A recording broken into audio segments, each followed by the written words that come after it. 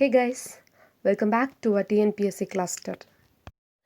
Last வீடியோவில் நம்ம citizenship பற்றி பார்த்தோம். ஓகே, ஸோ யாருக்கெல்லாம் சிட்டிசன்ஷிப் அப்ளிகபிள், யாரெல்லாமே வந்து அதை அக்வயர் பண்ணுறதுக்கு எலிஜிபிள் அப்படின்னு சொல்லிட்டு எல்லா டீட்டெயில்ஸுமே லாஸ்ட் வீடியோவில் பார்த்துருந்தோம். ஸோ நீங்கள் அசஸ்மெண்ட் லிங்க் அட்டன் பண்ணியிருப்பீங்க, அசஸ்மெண்ட் அட்டன் பண்ணியிருப்பீங்கன்னு நினைக்கிறேன். உங்களுக்கு புரிஞ்சிருக்கோன்னு நினைக்கிறேன். ஸோ இந்த வீடியோவில் நம்ம ஃபண்டமெண்டல் ரைட்ஸ் பார்க்க போகிறோம். ஃபண்டமெண்டல் ரைட்ஸ்னால் என்னன்னு சொல்லிட்டு பார்த்தீங்கன்னா, அது வந்து கான்ஸ்டிடியூஷன்லேயே அவங்க வந்து பீப்புளுக்கு ஒரு சில ரைட்ஸ் இருக்குது அப்படின்னு சொல்லிட்டு நமக்கு கொடுக்குற அந்த ரைட்ஸ் தான் ஃபண்டமெண்டல் ரைட்ஸ் அப்படின்னு சொல்லுவோம். இந்த fundamental rights not only for citizens, Indian சிட்டிசன்ஸ்க்கு மட்டும் இல்லாமல் ஒரு சில ரைட்ஸ் வந்து ஃபாரினர்ஸ்க்கும் பொருந்தும் அப்படின்னு சொல்லிட்டு சொல்கிறாங்க. ஓகே, ஸோ ஃபண்டமெண்டல் ரைட்ஸ் எதில் வந்து இருக்குது கான்ஸ்டிடியூஷன்னு பார்த்தீங்கன்னா, நமக்கு வந்து பார்ட்ஸ் நிறைய இருக்குது. ஸோ அது மாதிரி ஃபண்டமெண்டல் ரைட்ஸ் பார்ட் 3, கான்ஸ்டிடியூஷனோட பார்ட் 3ல் வந்து ஃபண்டமெண்டல் ரைட்ஸ் இருக்குது. அதோட ஆர்டிக்கல் பார்த்தீங்கன்னா article 12 to 35. So article 12 to 35 ஃபுல்லாகவே நமக்கு ஃபண்டமெண்டல் ரைட்ஸை பற்றி தான் கொடுத்துருக்காங்க. ஓகே, இந்த ஃபண்டமெண்டல் ரைட்ஸ் பார்த்தோம் அப்படின்னு சொன்னால், ஒரிஜினலாக அதை ஃப்ரேம் பண்ணும்பொழுது நமக்கு 7 ஃபண்டமெண்டல் ரைட்ஸ் ஃப்ரேம் பண்ணியிருக்காங்க. ஓகே, ஸோ கான்ஸ்டிடியூஷன் ஃப்ரேம் பண்ணும்பொழுது ஃபண்டமெண்டல் ரைட்ஸ் 7 இருக்குது. ஓகே, 7 ரைட்ஸ் வந்து பீப்புளுக்கு கொடுக்கலாம் அப்படின்னு சொல்லிட்டு ஃப்ரேம் பண்ணியிருக்காங்க. பட் 7 ரைட்ஸ் கொடுக்கல. ஓகே, இப்போது 7 ரைட்ஸ் இல்லை. ஒரு அமெண்ட்மெண்ட்டில் ஒரு ரைட் டு ப்ராப்பர்ட்டி அப்படின்னு சொல்லிட்டு அந்த ரைட்டை மட்டும் எடுத்துகிட்ருக்காங்க. ஸோ ஒரிஜினலாக பார்த்தீங்க ப்ரெசென்ட்டாக அப்படின்னு சொன்னால் நமக்கு 6 ஃபண்டமெண்டல் ரைட்ஸ் மட்டும்தான் இருக்குது. 7லேருந்து 6 ஃபண்டமெண்டல் ரைட்ஸ் தான் இருக்குது. ஓகே, ஸோ நம்ம என்ன சொன்னோம், ஃபண்டமெண்டல் ரைட்ஸ் வந்து கான்ஸ்டிடியூஷனில் பார்ட் 3ல் கொடுத்துருக்காங்க அப்படின்னு சொல்லிட்டு சொன்னோம். அப்போ பார்ட் 3 அப்படின்றது கண்டிப்பாக ஒரு முக்கியமான ஒரு பார்ட்டாக தான் இருக்கும். ஏன்னா ஃபண்டமெண்டல் ரைட்ஸ் அது ஒரு முக்கியமான விஷயம். அதை வந்து என்ஷ்ரைன் பண்ணியிருக்கிற அந்த பார்ட் 3 வந்து முக்கியமானதாக இருக்கும். ஸோ அது என்னன்னு சொல்லிட்டு பார்த்தீங்கன்னா, கான்ஸ்டிடியூஷனோட பார்ட் 3 தான் நம்ம மேக்னா கார்ட்டா அப்படி சொல்லிட்டு சொல்கிறோம். ஸோ மேக்னா கார்ட்டா அப்படின்னு சொன்னால் என்னன்னு சொல்லிட்டு பார்த்தீங்கன்னா, அந்த வேர்டு வந்து ஒரு என்ன சார்ட்டர் ஆஃப் ரைட்ஸ் அப்படின்னு சொல்லுவோம். இந்த சார்ட்டர் ஆஃப் ரைட்ஸை இஷ்யூ பண்ணது யாருன்னு சொல்லிட்டு பார்த்தீங்கன்னா, இங்கிலாண்டோட கிங் ஜான் அப்படிங்கிறவர் 1215 அந்த இயரில் பேரன்ஸோட அந்த ப்ரெஷர் தாங்க முடியாமல் இஷ்யூ பண்ணது அந்த சார்ட்டர் ஆஃப் ரைட்ஸை தான் நம்ம வந்து மேக்னா கார்ட்டா அப்படின்னு சொல்லிட்டு சொல்லுவோம். ஸோ அது பார்த்தீங்க அப்படின்னு சொன்னால் வேர்ல்டுலேயே முதல்ல இந்த ரைட்ஸ், ஏதாவது ஒரு ரைட்ஸ், ஓகே, ரைட்ஸ் சம்மந்தப்பட்டு எழுதி இஷ்யூ பண்ண டாக்குமெண்ட்டு அதுதான். Okay, written document, first written document relating to rights. Okay, so அதுதான் வந்து மேக்னா கார்ட்டா அப்படி சொல்லுவோம். ஸோ கண்டிப்பாக அது ஒரு முக்கியமானது தான். அதனால தான் நம்மளோட இந்தியன் கான்ஸ்டிடியூஷனில் பார்ட் 3 வந்து மேக்னா கார்ட்டா அப்படின்னு சொல்லிட்டு சொல்கிறோம். மேக்னா கார்ட்டா ஆஃப் இந்தியா அப்படின்னு சொல்லிட்டு சொல்கிறோம்.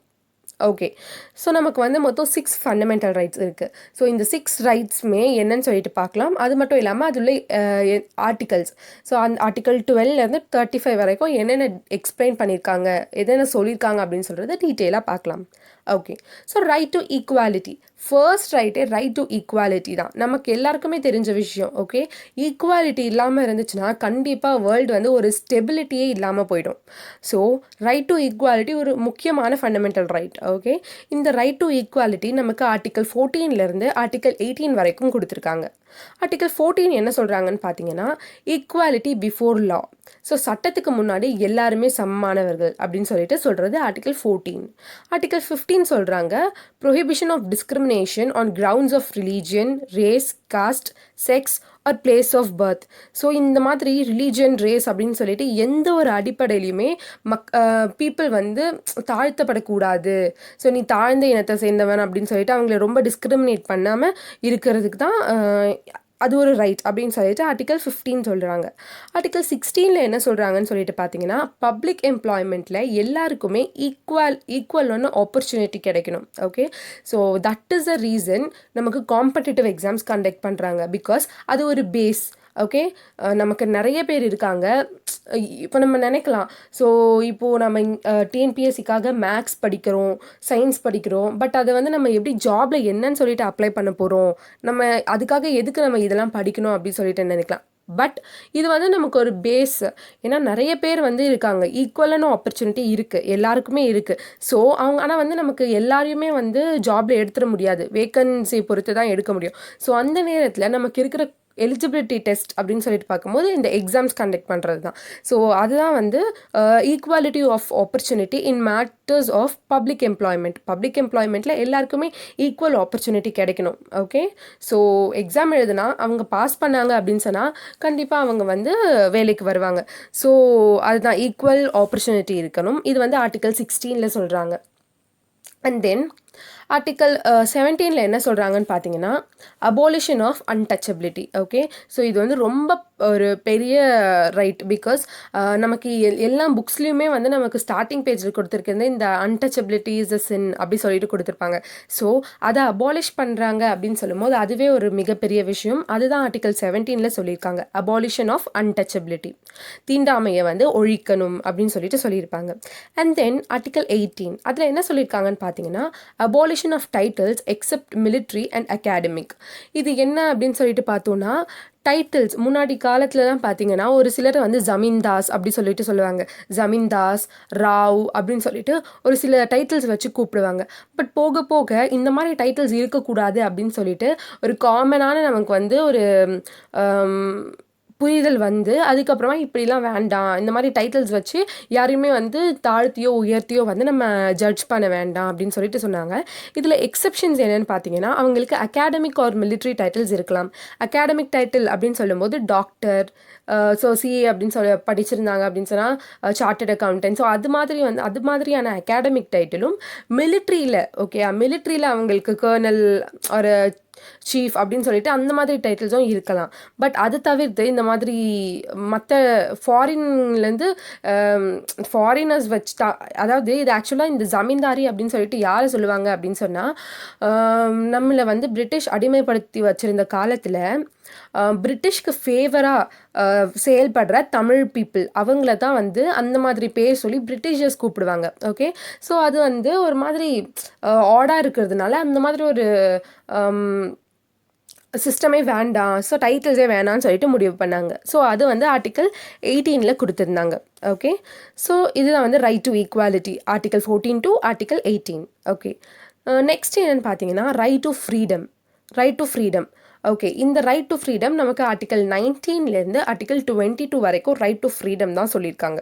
அதில் என்ன சொல்லியிருக்காங்க அப்படின்னு சொல்லிட்டு பார்த்தீங்கன்னா ஆர்டிக்கல் 9 பொறுத்த வரைக்கும் ஃப்ரீடம் ஆஃப் ஸ்பீச் இருக்கணும். அது பப்ளிக் ஸ்பீக்கிங்காக இருக்கட்டும், அசம்பிளி ஆர் எனி ப்ரொஃபஷன் அப்படின்னு சொல்லிட்டு எந்த இடத்துலையுமே நமக்கு வந்து ஃப்ரீடம் இருக்குது பேசுகிறதுக்கு, அது நம்மளோட கருத்து தெரிவிக்கிறதுக்கு, நம்ம ஒப்பீனியனை சொல்கிறதுக்கான ரைட்ஸ் வந்து நம்மக்கிட்ட இருக்குது. ஸோ அதை தான் வந்து ஆர்டிக்கல் 19 சொல்லியிருக்காங்க, freedom of speech. Okay, article 20 என்ன சொல்லியிருக்காங்கன்னு சொல்லிட்டு பார்த்தீங்கன்னா protection in respect of conviction for offences. இதில் என்ன சொல்லியிருப்பாங்க அப்படின்னு சொன்னால் இப்போ யாராச்சும் வந்து ஒரு குற்றம் செஞ்சுருக்காங்க, அவங்களுக்கு கண்டிப்பாக பனிஷ்மெண்ட் கிடைக்கும். பட் ரொம்ப கடுமையாக இல்லாமல் அதில் அவங்களுக்கு என்னென்ன எக்ஸம்ஷன்ஸ் கொடுக்கலாம் அப்படின்னு சொல்கிறத வந்து இந்த ஆர்டிக்கலில் நமக்கு சொல்லியிருப்பாங்க. ஆர்டிக்கல் 20 இந்த ஆர்டிக்கல்லே நமக்கு வந்து 3 முக்கியமான விஷயங்கள் சொல்லியிருப்பாங்க. ஃபர்ஸ்ட் திங் என்ன அப்படின்னு சொன்னோம், இப்போது இன்றைக்கி ஏதாவது ஒரு தப்பு நடக்குது, அந்த பனிஷ்மெண்ட் அவங்களுக்கு கொடுக்கும்போது அந்த தப்புக்கான பனிஷ்மெண்ட் இன்னைய டேட்டில் என்ன இருக்கோ அந்த பனிஷ்மெண்ட் தான் அவங்களுக்கு கிடைக்கும். இதுக்கு வந்து முன்னாடி இந்த பனிஷ்மெண்ட் இருந்தது அப்படின்னு சொல்லிட்டு முன்னாடி இருந்த பனிஷ்மெண்ட் எல்லாம் தூக்கி அவன் செஞ்ச இந்த தப்புக்கு, இந்த டைமில் அவன் செஞ்ச தப்புக்கு கொடுக்கக்கூடாது. இந்த நேரத்தில் அந்த தப்புக்கான தண்டனை என்னவோ அதை மட்டும் அவங்களுக்கு வழங்கணும். ஓகே, அடுத்து வந்து செகண்ட் திங் என்னன்னு சொல்லிட்டு பார்த்தீங்கன்னா ஒரு தப்பு செஞ்சுருக்கான். ஸோ அந்த தப்பு செஞ்சுட்டு அவன் வந்து ஜெயிலுக்கும் போயிட்டு வந்துட்டான். ஓகே, ஸோ ஜெயிலுக்கு போயிட்டு வந்த பிறகு ஓகே தப்பு அவ்வளோதான் முடிஞ்சுது. இன்னொருத்தவன் பார்த்துட்டு நீ இந்த தப்பு பண்ணையாச்சு அப்படின்னு சொல்லிட்டு திரும்பவும் போய் கோர்ட்டில் கேஸ் கொடுத்து அவனை ஜெயிலுக்கு அனுப்ப முடியாது. நீ பண்ண தப்புக்கு நீ தண்டனையை அனுபவிச்சுட்டு அவ்வளோதான். ஸோ ரெண்டாவது தடவை நீ வந்து இன்னொரு அதே தப்புக்காக இன்னொரு தண்டனையை அனுபவிக்க கூடாது அப்படின்றது செகண்ட் திங். தேர்ட் திங் என்ன அப்படின்னு சொல்லிட்டு பார்த்தீங்கன்னா இப்போது யாராவது ஒரு தப்பு செஞ்சுருக்காங்க அப்படின்னு சொன்னால் அவங்களையே வந்து அடித்து துன்புறுத்தி அவங்களையே வந்து சாட்சியாக வந்து வைக்கக்கூடாது. அவங்க தப்பு செஞ்சுருக்காங்க, ஸோ அதை விசாரிக்கிற விதத்தில் விசாரித்து அவங்களுக்கு என்ன பனிஷ்மெண்ட் அப்படின்றத கோர்ட் தீர்மானிக்கும். ஸோ அவங்கள போயிட்டு அடித்து துன்புறுத்தி நீ இதை தான் பண்ணியிருப்ப, நீயே வந்து ஒத்துக்கோ அப்படின்னு சொல்லிட்டு அவங்கள சொல்ல வைக்காமல் இருக்கிறது. ஸோ அதுதான் வந்து தேர்ட் திங். இந்த ஆர்டிகல் 20லேயே பார்த்தீங்கன்னா நிறைய எக்ஸம்ஷன்ஸும் இருக்குது. ஓகே, ஸோ அதில் ஃபர்ஸ்ட் எக்ஸம்ஷன் என்னன்னு சொல்லிட்டு பார்த்தீங்கன்னா, இப்போ வந்து ஏதாவது ஒரு தப்பு பண்ணியாச்சு, இன்வெஸ்டிகேட்லாம் பண்ணிட்டு முடிச்ச பிறகு இப்போ போலீஸ் என்ன பண்ணுறாங்க, ஓகே இன்வெஸ்டிகேஷன் முடிஞ்சாச்சு, நீங்கள் வந்து கோஆப்ரேட், அதாவது இன்வெஸ்டிகேஷன்லாம் முடிஞ்சாச்சு அப்படின்னு சொல்லிட்டு அதுக்கேற்ற மாதிரி டிக்ளரேஷன் கொடுத்துருக்கேன், அதில் நீங்கள் சைன் பண்ணணும் இல்லை தமிழ் இம்ப்ரெஷன் கொடுக்கணும் அப்படின்னு சொல்லும்பொழுது, இல்லை எனக்கு ஆர்டிகல் 20க்கு கீழே வந்து எனக்கு ஒரு ப்ரொடெக்ஷன் இருக்குது, நான் தப்பு பண்ணியிருந்தாலும் எனக்கு ப்ரொடெக்ஷன் இருக்குது, ஸோ நான் தம்ப்நெயில் வைக்க மாட்டேன், சிக்னேச்சர் போட மாட்டேன்னா ஒத்துக்கவே முடியாது. இது நீங்கள் கண்டிப்பாக பண்ணியே ஆகணும். ஓகே, ஸோ இது ஒரு எக்ஸெம்ஷன். அண்ட் நெக்ஸ்ட் திங் என்னன்னு சொல்லிட்டு பார்த்தீங்கன்னா, நீங்கள் வந்து ஒரு ஒரு தப்பு பண்ணியாச்சு. ஓகே, ஸோ யாரையோ கொலை பண்ணிவிட்டு அந்த வெப்பனை வந்து வீட்டில் வச்சுருக்காங்க. வீட்டில் வச்சுட்ருக்கும் போது இன்வெஸ்டிகேஷனுக்காக போலீஸ் வந்து வீட்டை சர்ச் பண்ணுறதுக்காக வராங்க அப்படின்னு சொல்லிட்டு பார்க்கும்போது, உள்ளே அனுமதிக்காமல் அவங்கக்கிட்ட ஆர்கியூ பண்ணிகிட்டு இருக்கிறது, அதாவது வந்து இல்லை உள்ளே வரக்கூடாது, எங்கள் வீட்டை செக் பண்ணக்கூடாது அப்படின்னு சொல்லிட்டு அவங்க எந்த ரூம்ஸையும் வந்து செக் பண்ணக்கூடாதுன்னு சொல்லிட்டு அவங்க கிட்ட போயிட்டு ஆர்கியூ பண்ணிட்டு இருக்கக்கூடாது. ஏன்னா எனக்கு ப்ரொடெக்ஷன் இருக்குது, ஸோ நீங்கள் வந்து ரூம்ஸை வந்து செக் பண்ணக்கூடாது அப்படின்னு சொல்லிட்டு சொல்லக்கூடாது. இதில் எக்ஸம்ஷன் இருக்குது. ஓகே, ஸோ நெக்ஸ்ட் திங் என்னன்னு சொல்லிட்டு பார்த்தீங்கன்னா, அண்ட் தேர்ட் திங் பார்த்தீங்கன்னா, இப்போது ஏதாவது வந்து ஒரு நீங்கள் கடத்தி வச்சுருக்கீங்க, அது இன்ஃபர்மேஷன் எப்படியோ கலெக்ட் பண்ணிவிட்டு போலீஸ் வந்திருக்காங்க. போலீஸ் வந்து செக் பண்ணும்பொழுது, இல்லை இங்கே வந்து அது நான் செகண்ட் திங் மாதிரி இங்கே வந்து செக் பண்ணக்கூடாது, இல்லாட்டி நீங்களே ஏதாவது ஒரு சின்ன இது மாதிரி ரொம்ப ட்ரக்ஸ் மாதிரி நீங்கள் கடத்திட்டு வந்து வச்சு, ஸோ நீங்களே வச்சுருக்கீங்க ஒரு பாக்கெட்லேயோ அதுலேயோ அப்படின்னு சொல்லும்போது, உங்கள் பாடியை வந்து செக் பண்ணணும் அப்படின்னு போலீஸ் சொல்லும்பொழுது, இல்லை எனக்கு ஆர்டிகல் 20 படி என்ன தப்பு செஞ்சாலுமே ப்ரொடெக்ஷன் இருக்குது அப்படின்னு சொல்லிட்டு நீங்கள் அவங்கக்கிட்ட சொல்ல முடியாது. பிகாஸ் இது வந்து எக்ஸெம்ஷன் அப்படின்னு சொல்லிட்டு சொல்கிறாங்க. இதுதான் ஆர்டிகல் 20. அண்ட் தென் ஆர்டிகல் 21ல் என்ன சொல்கிறாங்கன்னு பார்த்தீங்கன்னா, protection of life and personal liberty. Okay, so life அது மட்டும் இல்லாமல் நம்மளோட பர்சனல் லிபர்ட்டியையும் வந்து ப்ரொடெக்ட் பண்ணணும் அப்படின்னு சொல்லிட்டு சொல்கிறது ஆர்டிகல் 21ல் கொடுத்துருக்காங்க. அண்ட் தென் ஆர்டிகல் 21A அதில் என்ன சொல்லியிருக்காங்க அப்படின்னு சொல்லிட்டு பார்த்தீங்கன்னா, elementary education right. Okay, so சின்ன குழந்தைங்களுக்கு கண்டிப்பாக 6 to 14 years உள்ள குழந்தைங்களுக்கு கண்டிப்பாக எஜுகேஷன் கொடுத்தே ஆகணும் அப்படின்னு சொல்கிறது ஒரு ஃபண்டமெண்டல் ரைட். ஸோ அதுதான் வந்து நமக்கு ஆர்டிகல் 21A கொடுத்துருக்காங்க. அண்ட் தென் ஆர்டிகல் 22ல் என்னன்னு சொல்லிட்டு பார்த்தீங்கன்னா, protection against arrest and detention in certain cases. Okay, so நீங்கள் தப்பு செஞ்சிட்டீங்க, ஸோ அந்த தப்புக்காக இப்போது அரெஸ்ட் பண்ணுறாங்க. ஓகே, ஸோ அப்போது அந்த அரெஸ்ட்டில் நீங்கள் என்னென்னலாம் உங்களுக்கான ப்ரொடெக்ஷன் தேடிக்கலாம் அப்படின்னு சொல்லிட்டு பார்த்தீங்கன்னா, உங்களை வந்து ஜெயிலுக்கு அனுப்புறதுக்கு முன்னாடி நீங்கள் உங்களோட தரப்பில் இருக்கிற உங்களோட வியூ பாயிண்ட்ஸை வந்து அந்த நியாயத்தை சொல்கிறதுக்காக நீங்கள் ஒரு லாயர் அரேஞ்ச் பண்ணிக்கலாம். ஸோ அது ஒரு ப்ரொடெக்ஷன் உங்களுக்கு கிடைக்கும். அண்ட் தென் உங்களை அரெஸ்ட் பண்ண வராங்க அப்படின்னு சொல்லிட்டு பார்த்தீங்கன்னா, உங்களை நீங்கள் என்ன தப்பு பண்ணியிருக்கீங்க, எந்த தப்புக்காக வந்து அவங்க உங்களை அரெஸ்ட் பண்ணுறாங்க அப்படின்னு சொல்கிற அந்த ரீசனை வந்து அவங்க கண்டிப்பாக கொடுத்தாகணும். தேர்ட் திங் என்னன்னு சொல்லிட்டு பார்த்தீங்கன்னா, இப்போ வந்து நீங்கள் செஞ்ச தப்புக்காக உங்களை அரெஸ்ட் பண்ணிட்டாங்க. உங்களை அரெஸ்ட் பண்ணதுக்கப்புறம் 24 ஹார்ஸ்க்குள்ளே உங்களை வந்து கோர்ட்டில் போயிட்டு நிறுத்திடணும். ஓகே, ஸோ இதில் எக்ஸம்ஷன்ஸ் என்னென்னு பார்த்தீங்கன்னா, இப்போ உங்களை ஃப்ரைடே அரெஸ்ட் பண்ணியிருக்காங்க அப்படின்னு சொன்னால் Saturday Sunday leave day. So அதனால் வந்து அந்த 2 டேஸுமே கணக்கில் வராது. ஓகே, ஸோ இன்னொரு திங் வந்து ட்ராவலிங் அந்த இதுவும் வந்து கணக்கில் வராது. அது இல்லாமல் உங்களுக்கு 24 ஹார்ஸ்க்குள்ளே எப்படியாச்சும் கோர்ட்டில் வந்து ஆஜர்படுத்திடணும். ஸோ அந்த மாதிரி வந்து உங்களை அந்த 24 ஹார்ஸில் கோர்ட்டில் நிறுத்தும்பொழுது ஜட்ஜ் வந்து ஏதாவது ஒரு டெசிஷன் சொல்வார். ஸோ அதில் வந்து உங்களை வந்து 7 days or 14 days வந்து காவலில் வச்சு விசாரிக்கணும் அப்படின்னு சொல்லிட்டு சொன்னால் மட்டும்தான் அவங்க வந்து உங்களை இன்வெஸ்டிகேட் பண்ண முடியும். அப்படி இல்லாட்டி அந்த 24க்கு அப்புறம் வந்து ஹார்ஸ்க்கு அப்புறம் உங்களை கண்டிப்பாக ரிலீஸ் பண்ணியே ஆகணும். ஓகே, இந்த திங்ஸ் எல்லாம் வந்து பார்த்தீங்கன்னா, நீங்கள் ஒரு தப்பு செஞ்சுருந்து அப்போ வந்து உங்களுக்கு கிடைக்கிற அந்த ப்ரொடெக்ஷன்ஸ். இன்னொரு திங் வந்து ஃப்யூச்சரில் ஒரு தப்பு நடக்க போகுது அப்படின்னு சொல்லிட்டு ப்ரெடிக்ட் பண்ண போலீஸ் அவங்கள வந்து அரெஸ்ட் பண்ணாங்க அப்படின்னு சொல்லிட்டு சொன்னோன்னா, சப்போஸ் இப்போ அந்த தப்பு இன்னும் நடக்கலை, பட் வந்து அது கண்டிப்பாக நடக்கும் அப்படின்னு சொல்லிட்டு எல்லாருக்குமே தெரியுது. ஸோ இந்த ஆள் வந்து இந்த தப்பை கண்டிப்பாக ஃப்யூச்சரில் பண்ணுவார் அப்படின்னு சொல்லிட்டு ஒரு கிளியரான வியூ இருக்குது அப்படின்னு சொல்லும்போது, அதை எப்படியாச்சும் ப்ரிவென்ட் பண்ணுறதுக்காக என்ன பண்ணுறாங்க, போலீஸ் வந்து அரெஸ்ட் பண்ணுறாங்க அவங்க. ஸோ அரெஸ்ட் பண்ணாங்க அப்படின்னு சொன்னால் அவங்கள 24 ஹார்ஸ்க்குள்ளே கோர்ட்டில் நிறுத்தணுன்ற அவசியம் கிடையாது. அது இல்லாமலே ஜெயில்லையே போலீஸோட கஸ்டடியிலேயே 3 months கிட்ட அவங்கள வந்து வச்சுருக்கலாம். ஸோ இந்த இந்த 3 மாதத்துக்கு மேலே வந்து அவங்கள கண்டிப்பாக வச்சுருக்க முடியாது கஸ்டடியில். ஸோ பட் ஸ்டில் அவங்க வெளியே போனால் அந்த தப்பு கண்டிப்பாக நடக்கும் அப்படின்னு சொல்லிட்டு ஒரு தாட் இருக்குது அப்படின்னு சொன்னால் அவங்க வந்து ஒரு ஒரு கமிட்டி ஒன்று வந்து ஃபார்ம் பண்ணுவாங்க. அந்த கமிட்டியில் வந்து ஹைகோர்ட் ஜட்ஜஸ் எல்லாருமே இருப்பாங்க. ஸோ அவங்க வந்து இதுக்கான ரெக்கமெண்டேஷன்ஸ் கொடுப்பாங்க. ஓகே, இதுக்கு மேலே எக்ஸ்டெண்ட் பண்ணலாமா இவங்களை கஸ்டடியில், இல்லாட்டி வந்து இப்போவே அனுப்பிச்சிடலாமா அப்படின்னு சொல்லிட்டு ஒரு சில ரெக்கமெண்டேஷன்ஸ்லாம் கொடுப்பாங்க. ஸோ இதுதான் வந்து ப்ரொடெக்ஷன். ஸோ ஆர்டிகல் 22 சொல்கிறது இதுதான். ஸோ இதில் வந்து இம்பார்ட்டண்ட்டான திங் ஒன்று என்ன அப்படின்னு சொல்லிட்டு பார்த்தீங்கன்னா, இந்த 3 months கஸ்டடியை 44th அமெண்ட்மெண்ட் ஆக்டில் 2 months ரெடியூஸ் பண்ணாங்க. பட் ஸ்டில் நம்ம வந்து இந்த 2 months தான் மந்த்ஸை வந்து நம்ம கணக்கில் வைக்காமல் இந்த 3 months தான் இன்னுமே வந்து ஃபாலோ பண்ணிகிட்ருக்கோம். ஸோ இதுதான் வந்து ரைட் டு ஃப்ரீடம் பற்றி ஆர்டிகல் 19லேருந்து 22 வரைக்கும் ரைட் டு ஃப்ரீடம் பற்றி நம்ம பார்த்தோம். And next thing right against exploitation. Right against exploitation அப்படின்னு சொன்னால் ஒரு துன்புறுத்துதல்லேருந்து வெளியே வர்றதுக்கான ரைட் என்னன்னு சொல்லிட்டு பார்த்தீங்கன்னா, இப்போ இது வந்து ஆர்டிகல் 23 and 24 நமக்கு ரைட் அகெயின்ஸ்ட் எக்ஸ்ப்ளாய்டேஷனில் வருது. ஆர்டிகல் 23 என்ன அப்படின்னு சொல்கிறாங்கன்னா, prohibition of traffic in human beings and forced labour. Okay, so human beings trafficking அப்படின்னு சொல்லும்போது மனித ஆழ்கடத்தல். ஓகே, ஸோ அந்த மாதிரி விஷயம். அப்புறமா வந்து ஃபோர்ஸ்டு லேபர், ஒருத்தவங்களை வந்து ஃபோர்ஸ் பண்ணி ஒரு வேலையில் இருக்கிறது, இதெல்லாம் வந்து ஒழியணும். ஸோ இதெல்லாம் இருக்கக்கூடாது அப்படின்னு சொல்லிட்டு அந்த ரைட் கொண்டு வந்தது. அதுதான் வந்து ஆர்டிகல் 23 சொல்கிறாங்க. ஆர்டிகல் 24 என்ன சொல்கிறாங்கன்னு சொல்லிட்டு பார்த்தீங்கன்னா, prohibition of employment of children in factories etcetera. Okay, so child under 14 years not placed in hazardous job should not be placed in hazardous job. So இதில் என்ன சொல்கிறாங்கன்னு பார்த்தீங்கன்னா, சில்ட்ரன் 14 இயர்ஸ்க்கு கீழே இருக்கிற குழந்தைங்கள ரொம்ப ஹசார்டஸ் அப்படின்னு சொல்லும்போது ரொம்ப ஒரு மோசமான ஆபத்து விளைவிக்கக்கூடிய ஒரு ஜாபில் வந்து அவங்கள வந்து ஈடுபடுத்தக்கூடாது.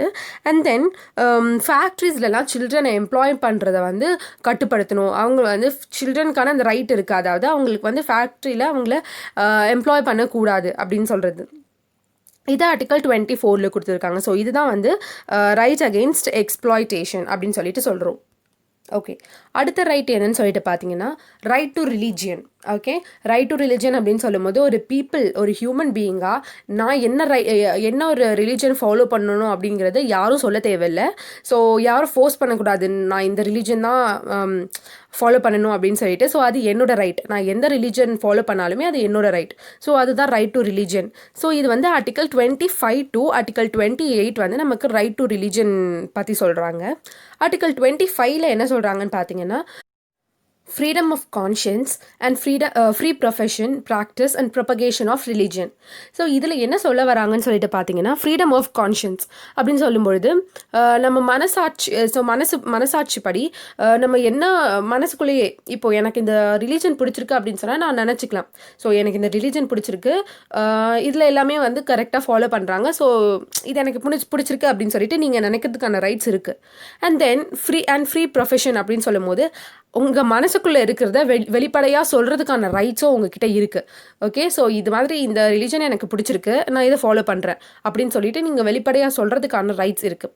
ப்ராக்டிஸ் அப்படின்னு சொல்லும்போது அந்த ரிலீஜனையே நீங்கள் ப்ராக்டிஸ் பண்ணுறதுக்கான ரைட்ஸ் இருக்குது.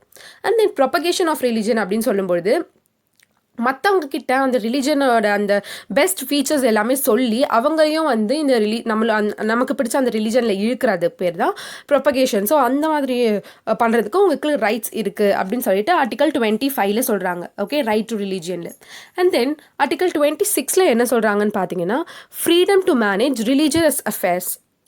ஸோ இதில் பார்த்தீங்கன்னா நம்ம ப்ரொபகேட் அப்படின்னு சொல்லும்பொழுது இப்போ நான் ஒரு ரிலீஜன் ஃபாலோ பண்ணுறேன்னா இதில் இருக்கிற பெஸ்ட் ஃபீச்சர்ஸை மற்றவங்க கிட்ட சொல்லி இதையும் நீங்கள் ஃபாலோ பண்ணலாம் நல்லாயிருக்கும் அப்படி சொல்லிட்டு சொல்லி அவங்கள வந்து இந்த ரிலீஜனை அட்ராக்ட் பண்ணி அவங்கள இதில் வந்து ஃபாலோ பண்ண சொல்லலாம். பட் அவங்கள வந்து ஃபோர்ஸ் பண்ணக்கூடாது, நீங்கள் இதை தான் ஃபாலோ பண்ணணும் அப்படின்னு சொல்லிட்டு கட்டாயமாக அவங்கள வந்து ஒரு ரிலீஜனை ஃபாலோ பண்ண வைக்கக்கூடாது. தென் இந்த ஆர்டிகல் 26 என்ன சொல்லுது பார்த்தீங்கன்னா, அதாவது freedom to manage religious affairs. இப்போது 25 நம்ம பார்த்தது ஒரு இண்டிவிஜுவல் பர்சனுக்கு.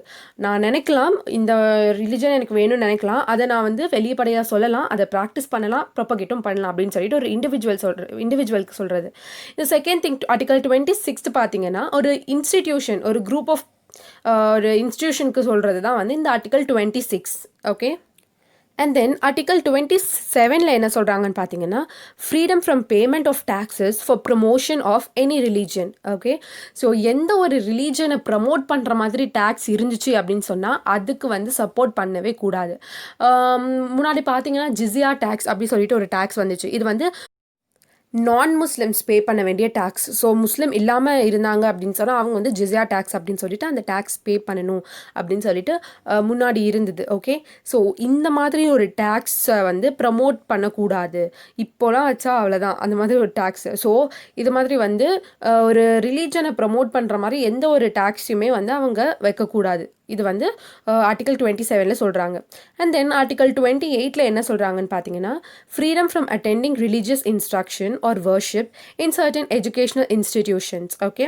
ஸோ ஒரு சில எஜுகேஷனல் இன்ஸ்டிடியூஷன்ஸில் பார்த்தீங்க அப்படின்னு சொன்னால் அவங்களுக்குன்னு தனியாக இப்போ அது ஒரு முஸ்லீம் ஸ்கூலாக இருந்துச்சு அப்படின்னு சொன்னால் முஸ்லீம்ஸ் என்ன பண்ணுவாங்களோ அந்த மாதிரி ஒரு வர்ஷிப் இன்ஸ்ட்ரக்ஷன்ஸ் எல்லாம் அவங்க கொடுப்பாங்க. ஓகே. ஸோ அதை அங்கே இருக்கவங்க ஃபாலோ பண்ணுவாங்க. அது ஒரு ஹிந்து ஸ்கூலாக இருந்துச்சு அப்படின்னு சொன்னால் ஹிந்துஸ் பண்ணுற அந்த வர்ஷிப்பிங் மெத்தட் வந்து ஃபாலோ பண்ணுவாங்க. அண்ட் தென் கிறிஸ்டின் ஸ்கூலாக இருந்துச்சுன்னா ஆப்வியஸ்லி கிறிஸ்டின்ஸ் பண்ணுற அந்த வர்ஷிப்பிங் இன்ஸ்ட்ரக்ஷன்ஸ் எல்லாமே கொடுப்பாங்க. ஸோ இந்த மாதிரி வந்து எஜுகேஷ்னல் இன்ஸ்டிடியூஷன்ஸில் ஒரு வர்ஷிப் பண்ணுறதுக்கு இன்ஸ்ட்ரக்ஷன் கொடுத்தாங்க அவங்களோட ரிலீஜியஸில் அப்படின்னு சொன்னால் அப்படி கூடாது. ஓகே. அந்த மாதிரி ஒரு இது வந்து ஃப்ரீ. அது வந்து கம்பல்சரியாக எல்லாருமே அட்டென்ட் பண்ணியே ஆகணும் அப்படின்னு சொல்ல முடியாது.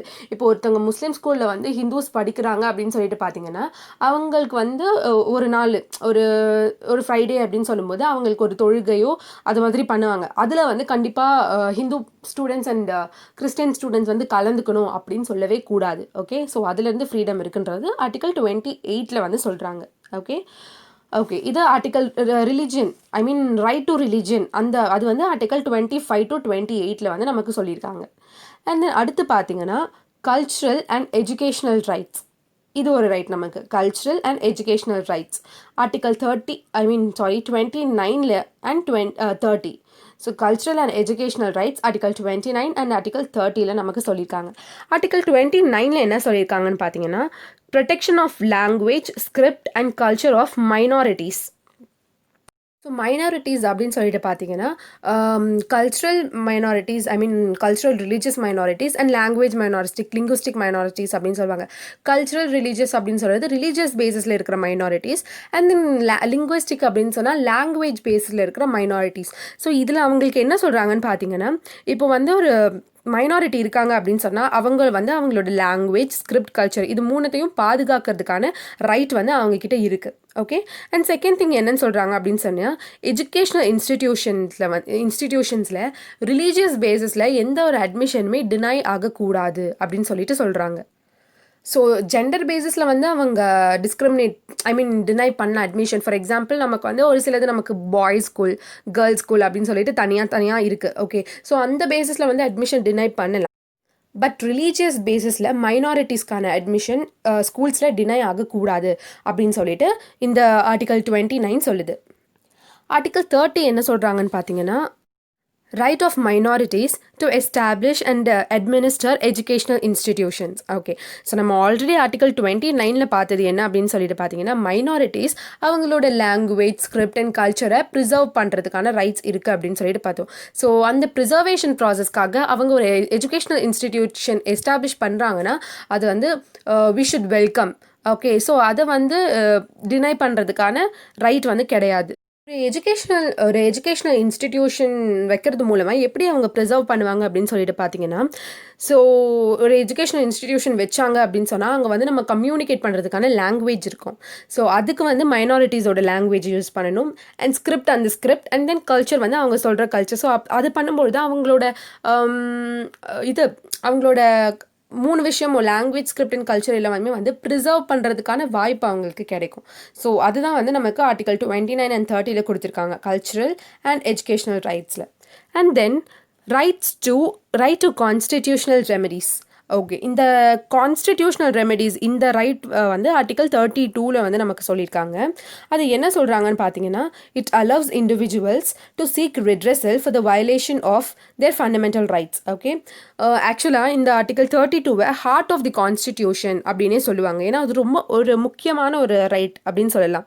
என்னன்னு சொல்லிட்டு பார்த்தீங்கன்னா, இப்போது மேலே வந்து குறிப்பிட்ட எந்த ரைட்லேயும் ஏதாவது ஒரு ரைட் வந்து உங்களுக்கு நிராகரிக்கப்பட்டுச்சு, சப்போஸ் வந்து இந்த ரைட் வந்து எனக்கு கிடைக்கல அப்படின்னு சொல்லிட்டு நீங்கள் நினச்சிங்கன்னு சொன்னால், நீங்கள் கண்டிப்பாக போய் கோர்ட்டில் வந்து ப்ரொசீட் பண்ணலாம். இது மாதிரி வந்து இந்த ரைட் வந்து எனக்கு வந்து கிடைக்கல, இப்போது ரைட் டு ரிலிஜன் இருக்குது அப்படின்னு சொன்னால், அதில் வந்து உங்களை வந்து இப்போது நீங்கள் வந்து ஒரு ரிலிஜன் ஃபாலோ பண்ணுறீங்க, அதை ஃபாலோ பண்ணக்கூடாதுன்னு சொல்லிட்டு ஒரு சில தரப்பினர் உங்களை வந்து எதிர்ப்பு தெரிவித்தாங்கன்னா, அதை நீங்கள் கண்டிப்பாக கோர்ட்டில் போயிட்டு சொல்லலாம். பிகாஸ் அது ஒரு ஃபண்டமெண்டல் ரைட். ஆனால் வந்து அவங்க அந்த ஃபண்டமெண்டல் ரைட்ஸ் உங்களுக்கு வந்து கிடைக்கல அப்படின்னு சொல்லும்போது, அதை வந்து நீங்கள் உங்களோட அந்த ரிட்ரெஸலை கோர்ட்டில் வந்து சீக் பண்ணலாம். ஸோ இதுதான் வந்து ரைட் டு கான்ஸ்டிடியூஷனல் ரெமெடிஸ்னு சொல்கிறாங்க. அண்ட் டு இதனால தான் ஆர்டிகல் 32வை வந்து ஹார்ட் ஆஃப் தி கான்ஸ்டிடியூஷன் அப்படின்னே சொல்கிறாங்க. Heart of the fundamental rights ஒரு ஹார்ட் ஆஃப் தி கான்ஸ்டிடியூஷன் அப்படின்னே சொல்கிறாங்க.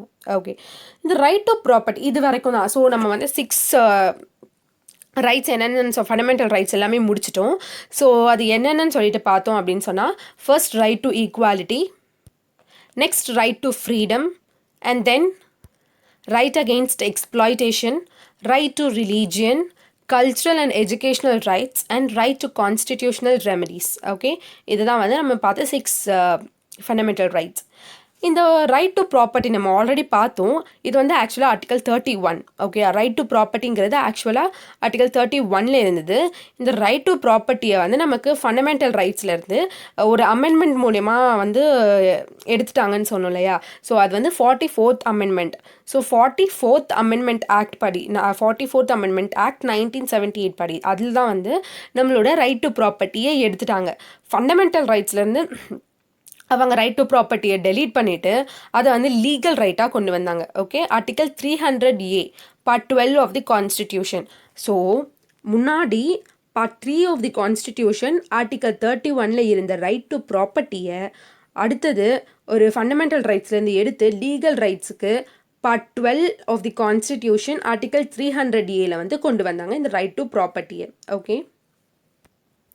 ஓகே. இப்போ நம்ம வந்து ரிட்ஸ்னா என்னன்னு சொல்லிட்டு பார்க்கலாம். ரிட்ஸ்னா என்னன்னு சொல்லிட்டு பார்த்தீங்கன்னா, ஒரு written document or order issued by court. Okay. Court issue பண்ணுற ஒரு கமாண்ட் ஒரு ஆர்டர் ரிட்டன் டாக்குமெண்ட் அப்படின்னு சொல்லிட்டு சொல்லலாம். ஓகே. இது என்னன்னு சொல்லிட்டு பார்த்தீங்கன்னா, ஸோ கோர்ட்டோட ஆர்டர்ஸ்க்கு எதிராக ஏதாவது ஒரு ஆக்ட் வந்து பெர்ஃபார்ம் பண்ணுறாங்க அப்படின்னு சொன்னால் அதை ப்ரொஹிபிட் பண்ணுறதுக்காக இந்த ரிட்ஸ் வந்து இஷ்யூ பண்ணுவாங்க. ஸோ யூஸ்வலாக high court and supreme court இந்த 2 கோர்ட்ஸும் தான் வந்து நமக்கு 5 கைண்ட்ஸ் ஆஃப் ரிட்ஸை வந்து இஷ்யூ பண்ணுவாங்க. ரிட்ஸ்னாலே ஒரு ரிட்டன் கமாண்ட். ஓகேயா. கோர்ட் இஷ்யூ பண்ணுறது. So high court and supreme court தான் ஆக்சுவலாக நமக்கு ரிட்ஸ் வந்து 5 கைண்ட்ஸ் ஆஃப் ரிட்ஸ் இஷ்யூ பண்ணுவாங்க. அந்த 5 கைண்ட்ஸ் ஆஃப் ரிட்ஸ் என்னென்னு சொல்லிட்டு பார்த்தீங்கன்னா, ஹேபியஸ் கார்பஸ். ஸோ இப்போ நம்ம வந்து இந்த ஃபண்டமெண்டல் ரைட்ஸில் எதுக்கு ரிட்ஸ் பார்க்குறோம் அப்படின்னு சொல்லிட்டு பார்த்தீங்கன்னா, ரைட் டு கான்ஸ்டிடியூஷனல் ரெமெடிஸ் அப்படின்னு சொல்லும்போது ஆர்டிகல் 32ல் நம்ம வந்து நம்மளோட ஏதாவது ஒரு ஃபண்டமெண்டல் ரைட்ஸ் பறிப்போச்சுன்னா நம்ம வந்து கோர்ட்டில் வந்து கேஸ் கொடுக்கலாம். ஓகேயா. ஸோ அது எந்த வகையில் நம்ம சுப்ரீம் கோர்ட்லேருந்து ரிட் அப்பீல் பண்ணலாம் அப்படின்னு சொல்லிட்டு பார்க்கறதுக்காக தான் இந்த ரிட்ஸ் பார்க்குறோம். ஆக்சுவலாக வந்து ஆர்டிகல் 32 வந்து நம்ம வந்து சுப்ரீம் கோர்ட்லேருந்து ரிட்ஸ் அப்பீல் பண்ணுறது. அண்ட் தென் இப்போது அது ஹை கோர்ட்டாக இருந்துச்சு அப்படின்னு சொன்னால் ஆர்டிகல் 226 யூஸ் பண்ணி நம்ம ரிட்ஸ் வந்து அப்பீல் பண்ணுவோம். ஸோ இந்த ரிட்ஸ் பார்த்தீங்கன்னா நமக்கு 5 ரிட்ஸ் இருக்குது. அதில் ஃபர்ஸ்ட் ஒன் வந்து ஹேபியஸ் கார்பஸ். அதுதான் வந்து ஃபர்ஸ்ட் ரிட். ஹேபியஸ் கார்பஸ் ரிட்னா என்னன்னு சொல்லிட்டு பார்த்தீங்கன்னா, இப்போ ஒருத்தரை வந்து இல்லீகலாக அரெஸ்ட் பண்ணாங்க, சட்டத்துக்கு புறம்பாக ஒருத்தவங்களை வந்து அரெஸ்ட் பண்ணியிருக்காங்க அப்படின்னு சொன்னால் அவங்கள வந்து பாதுகாக்கிறதுக்காக இந்த ஹேபியஸ் கார்பஸ் அந்த ரிட் வந்து அவங்கள சேர்ந்தவங்க அவங்க குடும்பத்தை சேர்ந்தவங்க இல்லை அவங்களோ வந்து அவங்க வந்து ஹேபியஸ் கார்பஸ் ரிட்க்கு வந்து அப்பீல் பண்ணலாம். அதுதான் வந்து first thing. And then mandamus. So mandamus அந்த ரிட் எதுக்காகன்னு சொல்லிட்டு பார்த்தீங்கன்னா, ஸோ இந்த ரிட் எப்படின்னு சொல்லிட்டு பார்த்தீங்கன்னா, இப்போ வந்து ஏதாவது ஒரு பப்ளிக் அத்தாரிட்டியை சேர்ந்த ஒரு பீப்புள் வந்து அவங்களோட ஒர்க் பண்ணாமல் இருக்காங்க அப்படின்னு சொன்னால் அவங்கள ஒர்க் பண்ண வைக்கிறதுக்காக இந்த ரிட் வந்து கோர்ட்டில் அப்பீல் பண்ணுவாங்க, சுப்ரீம் கோர்ட்டில். இதில் எக்ஸம்ஷன்ஸ் பார்த்தீங்கன்னா இது வந்து ஆக்சுவலாக இது வந்து வெறும் பப்ளிக் அத்தாரிட்டி பீப்புளுக்கு மட்டும்தான். ஓகே, ஸோ எந்த ஒரு ப்ரைவேட் பீப்புள் ஏதாவது ஒர்க் பண்ணாமல் இருந்தாங்கன்னு சொன்னால் இந்த ரிட் அப்பீல் பண்ண முடியாது. அண்ட் 2, பப்ளிக் அத்தாரிட்டிஸ்லேயே இப்போ president, governor and chief justice இவங்களுக்கும் எதிராகவும் வந்து இந்த மேண்டமஸ் ரிட்டை வந்து நம்ம அப்பீல் பண்ண முடியாது. Okay, so only public authorities அவங்க வேலை செய்யாமல் இருந்தாங்க அப்படின்னு சொன்னால் அவங்களோட வேலையை செய்ய வைக்கிறதுக்காக தான் ஆக்சுவலாக இந்த மெண்டமஸ் ரிட்டை வந்து அப்பீல் பண்ணுவாங்க. ஓகே, ஸோ நெக்ஸ்ட் திங் என்னன்னு சொல்லிட்டு பார்த்தீங்கன்னா ப்ரொஹிபிஷன். இந்த ப்ரொஹிபிஷனில் என்ன சொல்கிறாங்க அப்படின்னு சொல்லிட்டு பார்த்தீங்கன்னா இது வந்து கோர்ட்டுக்கு எதிராக மட்டும்தான் பண்ண முடியும் ஆக்சுவலாக. ஓகே, ஸோ இப்போ மெண்டமஸ் பார்த்தோம் அப்படின்னு சொன்னால் பப்ளிக் அத்தாரிட்டிஸ்க்கு எதிராக பண்ணுறாங்க. இந்த ப்ரொஹிபிஷன் வந்து கோர்ட்ஸ்க்கு எதிராக இப்போது ஒரு சுப்ரீம் கோர்ட் இருக்குன்னா அவங்களோட சபார்டினேட் கோர்ட்ஸ் வந்து அவங்களோட லிமிட் வரைக்கும் தான் வந்து அவங்களால ஆக்ட் பண்ண முடியும். ஸோ அவங்களோட beyond their jurisdiction they can not act. Okay, so அப்படி அவங்க ஏதாவது பண்ணாங்க அப்படின்னு சொன்னால் அவங்களுக்கு எதிராக ஒரு ரிட் அப்பீல் பண்ணுறாங்கன்னா அதுதான் வந்து prohibition. Okay, so prohibition writs அதுதான். And then certiorari. ஸோ இதுவும் வந்து கோர்ட்ஸ் சம்மந்தப்பட்டது தான். ஸோ இப்போ ஏதாவது இந்த சபார்டினேட் கோர்ட்ஸ் அவங்களோட ஜூரிஸ்டிக்ஷனுக்கு மேலே அவங்களோட லிமிட்க்கு மேலே ஏதாவது ஒரு ஆர்டர் வந்து கொடுத்துட்டாங்க அப்படின்னு சொன்னால் அந்த ஆர்டரை வந்து நிராகரிக்கிறதுக்கான அந்த ரிட் தான் சர்டியோரரி ரிட் அப்படின்னு சொல்லிட்டு சொல்கிறோம். Okay, and then quo warranto. இப்படின்னா என்னன்னு சொல்லிட்டு பார்த்தீங்கன்னா இப்போ ஒரு பப்ளிக் அத்தாரிட்டி அவர் ஒரு பொசிஷனில் இருக்காரு அப்படின்னு சொல்லும்போது அவர் வந்து அந்த பொசிஷனுக்கான குவாலிஃபிகேஷன் அவர்கிட்ட இருக்கா அப்படிங்கிறத கேட்கறது தான் இந்த கியூ வாரண்டோ ரிட் அப்படின்னு சொல்லிட்டு சொல்லுவாங்க. So prevents usurpation of public office through illegal manner. Okay, so அவங்க சப்போஸ் ஏதாவது இல்லீகலாக அவங்களுக்கு குவாலிஃபிகேஷன் இல்லை அந்த போஸ்ட்டுக்கு அவங்க வந்து அந்த போஸ்ட்டில் அவங்க இருக்கிறதுக்கான குவாலிஃபிகேஷன் இல்லை பட் ஸ்டில் அவங்க அந்த போஸ்ட்டில் இருக்காங்க அப்படின்னு சொல்லும்போது அதிலிருந்து அதுக்காக வந்து அப்பீல் பண்ணுற ரிட் தான் வந்து கியூ வாரண்டோ ரிட் அப்படின்னு சொல்லிட்டு சொல்கிறோம். ஸோ இதுதான் பார்த்தீங்கன்னா 5 ரிட்ஸ் சுப்ரீம் கோர்ட்டில் நம்ம அப்பீல் பண்ணுற 5 writs: habeas corpus, mandamus, prohibition, certiorari and quo warranto. Okay, so நம்ம ஆர்டிக்கல் 32 வந்து ஹார்ட் ஆஃப் தி கான்ஸ்டிடியூஷன் சொல்லும். ஸோ இதை சொன்னது யாருன்னு பார்த்தீங்கன்னா நம்மளோட டாக்டர் B.R. அம்பேத்கர். அவர் தான் article 32 heart and soul of the constitution அப்படின்னே சொல்லியிருக்காரு.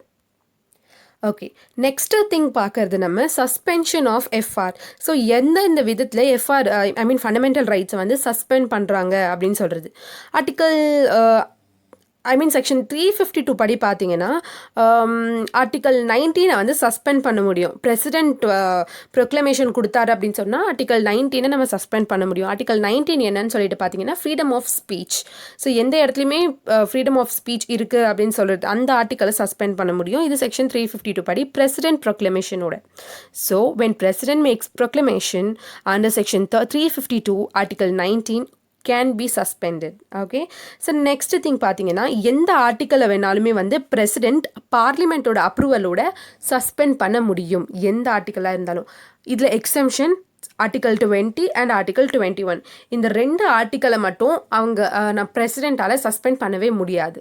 ஸோ இது என்ன ஆர்டிக்கல்னு பார்த்தீங்கன்னா protection and response of conviction for offence, இது article 20 and article 21 protection of life and personal liberty. So இந்த 2 விஷயத்துலையுமே வந்து பிரசிடென்ட் சஸ்பெண்ட் பண்ண முடியாது. ஸோ ஃபண்டமெண்டல் ரைட்ஸ்னாலே அது என்ஃபோர்ஸபிள் பை கோர்ட்ஸ். ஓகேயா, ஸோ அதை தான் வந்து ஆர்டிக்கல் 32 சொல்லியிருந்தாங்க. இதில் நமக்கு ஏதாவது ஒன்று வந்து கிடைக்காம போச்சுன்னா நம்ம தாராளமாக கோர்ட்டில் போயிட்டு நம்ம முறையிடலாம். ஓகே, ஸோ அதுதான் fundamental rights, enforceable by courts subject to certain conditions. Okay, so இதை நம்ம ஆக்சுவலாக எதுக்காக நம்ம வந்து ஃபண்டமெண்டல் ரைட்ஸ் அவ்வளோ ஒரு முக்கியமான ரைட்ஸ் அப்படின்னு சொல்கிறோன்னு பார்த்தீங்கன்னா இது கான்ஸ்டிடியூஷன்லேயே இருக்குது. கான்ஸ்டிடியூஷன் நமக்கு கேரண்டி கொடுக்கறதுனால தான் நம்ம இந்த ரைட்ஸை எல்லாமே ஃபண்டமெண்டல் ரைட்ஸ் அப்படின்னு சொல்லிட்டு சொல்கிறோம். First thing. இன்னொன்று வந்து இது ஜஸ்டிசபிள், அதாவது in case any violation took place in this regards we can appeal court. So நம்ம வந்து கோர்ட்டில் போயிட்டு கேஸ் போடலாம். ஸோ இந்த மாதிரி இந்த ரைட் வந்து எனக்கு நிராகரிக்கப்பட்டிருக்கு அப்படின்னு சொல்லிட்டு நம்ம கேஸ் போடலாம். ஓகே, ஸோ இந்த விஷயத்தில் இந்த ஏதாவது வயலேஷன் நடந்தது அப்படின்னு சொன்னால் சிட்டிசனாக இருந்தால் டேரெக்டாக அவங்க வந்து சுப்ரீம் கோர்ட்லேயே போயிட்டு அவங்க கேஸ் போடலாம். ஓகே, ஸோ அதில் வந்து அவங்க வந்து ரிட்ஸ் எல்லாம் இஷ்யூ பண்ணுவாங்க இல்லையா, ஸோ அது மாதிரி அவங்க சுப்ரீம் கோர்ட்டுக்கே டேரெக்டாக போயிடலாம். Okay, okay. நம்ம வந்து ரைட் டூ ப்ராப்பர்ட்டியை ரிமூவ் பண்ணோம் இல்லையா 44th அமெண்ட்மெண்ட்ல. அதுக்கு ரீசன் என்னன்னு பார்த்தீங்கன்னா, இந்த ரைட் இருந்ததுனால ஒரு சோஷியலிசம் இல்லாமல் போயிருந்தது. ஸோ இந்த ரைட்டை எதுக்கு ரிமூவ் பண்ணாங்க அப்படின்னு சொன்னால், இது ஒரு ஹிண்ட்ரன்ஸாக இருந்தது. நம்மளோட ஹிண்ட்ரன்ஸ்னால் ஒரு தடங்களாகவே இருந்தது. ஈக்குவல் டிஸ்ட்ரிபியூஷன் ஆஃப் வெல்த்துக்கோ இல்லை சோஷியலிசம்க்கோ வந்து தடங்களாகவே இருந்துச்சு. ஓகே. ஸோ அதனால தான் வந்து இதை வந்து நம்ம ஃபண்டமெண்டல் ரைட்ஸ்லேருந்து எடுத்து லீகல் ரைட்ஸ்க்கு கொண்டு வந்துட்டோம். ஓகே. ஸோ ஃபீச்சர்ஸ் பார்த்துடலாம். ஃபண்டமெண்டல் ரைட்ஸ்க்குனே ஒரு ஃபீச்சர்ஸ் இருக்குது. அது என்னன்னு சொல்லிட்டு பார்த்தீங்கன்னா, இது ஆர்டினரி ரைட்ஸை விட வந்து டிஃப்ரெண்ட்டானது. ஓகே. இதை வயலேட் பண்ணால் நம்ம டேரெக்டாக சுப்ரீம் கோர்ட்லேயே கேஸ் போடலாம். ஓகே. அண்ட் ஃபண்டமெண்டல் ரைட்டாக இருந்தால் அதை வயலேட் பண்ணால் நம்ம டேரெக்டாக சுப்ரீம் கோர்ட்டில் கேஸ் போடலாம். அதுவே அது லீகல் ரைட்டாக இருந்துச்சு அப்படின்னு சொன்னால் அதை நம்ம வந்து வயலேட் பண்ணும்போது சுப்ரீம் கோர்ட்டில் கேஸ் போட முடியாது. பட் சின்ன ஒரு கீழே அதுக்கு இருக்கிற சபார்டினேட் கோர்ட்ஸ், டிஸ்ட்ரிக்ட் கோர்ட்ஸ் அதிலலாம் வந்து நம்ம போயிட்டு கேஸ் கொடுக்கலாம் அந்த லீகல் ரைட்டாக இருந்துச்சுன்னா. அண்ட் தென் இது அப்சல்யூட் ரைட் கிடையாது. அதாவது ஸ்டேட் செக்யூரிட்டி அதை எதிர்த்து ஏதாவது ஒரு தேவை அப்படின்னு சொன்னால் அதெல்லாம் கொடுக்க முடியாது. ஓகே. அண்ட் தென் எல்லா சிட்டிசன்ஸ்க்குமே இது பொருந்தும். ஃபண்டமெண்டல் ரைட்ஸுங்கிறது எல்லா சிட்டிசன்ஸ்க்குமே இருக்குது. சில ஃபாரினர்ஸ்க்கும் கூட வந்து ஃபண்டமெண்டல் ரைட்ஸ் இருக்குது. ஓகே. இந்த ஃபண்டமெண்டல் ரைட்ஸை நம்ம வந்து அமெண்ட் பண்ணலாம். ஓகே. ஆனால் அந்த அமெண்ட் பண்ணுறதுனால நம்ம கான்ஸ்டிடியூஷனோட பேசிக் ஸ்ட்ரக்சரே மாறக்கூடாது. ஓகே. அண்ட் தென் இந்த ஃபண்டமெண்டல் ரைட்ஸோட அப்ளிகேஷன் சர்டின் ஏரியாஸில் ரெஸ்ட்ரிக்ட் பண்ணுறாங்க. எங்கன்னா மார்ஷல் லா ஆர் மிலிட்ரி ரூல் இந்த இடத்துலலாம் வந்து ரெஸ்ட்ரிக்ட் பண்ணுறாங்க. ஓகே. ஸோ ஃபண்டமெண்டல் ரைட்ஸ் அப்படிங்கிறது சிட்டிசன்ஸ்க்கு மட்டும் அவைலபிளாக இருக்கிற ஃபண்டமெண்டல் ரைட்ஸ் என்னன்னு பார்த்தீங்கன்னா article 15, article 16, article 19, article 29 and article 30. So இந்த 5 மட்டும்தான் சிட்டிசன்ஸ்க்கு உரியது. ஸோ ஆர்டிகல் 15 சொல்லிட்டு பார்க்கும்போது prohibition of discrimination on grounds of religion, race, caste, sex or person place of birth இது. Then article 16 equality of opportunity in matters of public employment. Then article 19 freedom of speech and expression, assembly, association, movement, residence and profession. Then article 29 protection of language, script and culture of minorities. And last thing, right of minorities to establish and administer educational institutions. So இந்த 5 ரைட்ஸுமே சிட்டிசன்ஸ்க்கு மட்டும்தான், ஃபாரினர்ஸ்க்கு கிடையாது. Okay.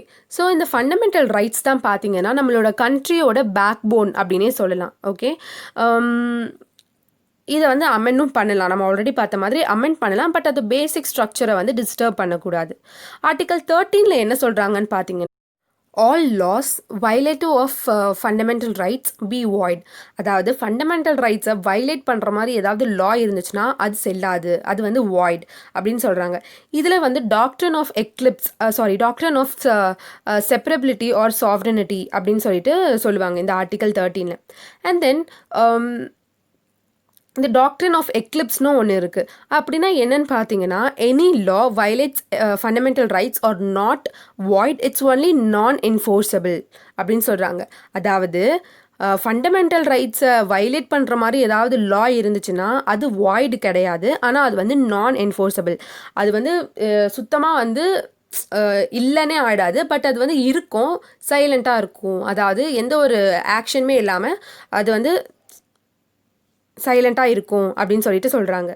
அதாவது இது ஆக்சுவலாக வந்து எதுக்கு அப்ளிகபிள்னு சொல்லிட்டு பார்த்தீங்கன்னா இது ஃபார் எக்ஸாம்பிள் இது டெட் கிடையாது, பட் இன்ஆக்டிவாக இருக்கும் அப்படின்னு சொல்கிறாங்க. இது எந்த கேஸ்லன்னு பார்த்தீங்கன்னா pre constitutional loss. Okay.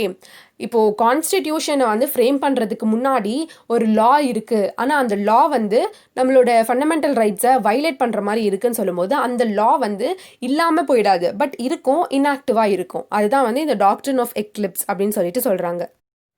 And then article 13(2) அதில் என்ன சொல்லியிருக்காங்கன்னு பார்த்தீங்கன்னா எந்த லாஸுமே ஃபண்டமெண்டல் ரைட்ஸை எடுக்கிற மாதிரி எந்த லாஸுமே வரக்கூடாது அப்படின்னு சொல்லிட்டு சொல்கிறாங்க. ஓகே. இது வந்து ஆர்டிகல் 13(2) வந்து சொல்கிறாங்க. ஸோ இவ்வளோ தான் நம்ம வந்து ஃபண்டமெண்டல் ரைட்ஸ் நம்ம ரொம்பவே கிளியர் எக்ஸ்ப்ளனேஷனோடவே ஃபுல் டீட்டெயில்டு எக்ஸ்ப்ளனேஷனோடவே பார்த்துருக்கோன்னு நினைக்கிற ஃபண்டமெண்டல் ரைட்ஸ். இதுலேயும் ஏதாவது ஒரு டவுட் இருந்துச்சு அப்படின்னு சொன்னால் நீங்கள் தாராளமாக கமெண்ட் பண்ணலாம். அந்த டவுட் வந்து நான் கமெண்ட் செக்ஷனில் பார்த்தேன்னா கண்டிப்பாக அதுக்கு வந்து கிளியர் பண்ணுறேன். ஸோ இவ்வளோ தான் ஃபண்டமெண்டல் ரைட்ஸ்.